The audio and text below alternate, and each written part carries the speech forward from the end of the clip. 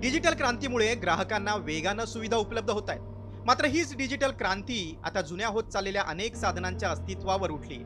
सर्वांच्या हातात मोबाईल आले आणि एसटीडी पीसीओलाच लोक विसरले. आणि हीच वेळ आता एटीएम वर येणार असल्याचं चित्र दिसतंय. कारण प्रत्येक जण आता युपीआय द्वारे पेमेंट करू लागले.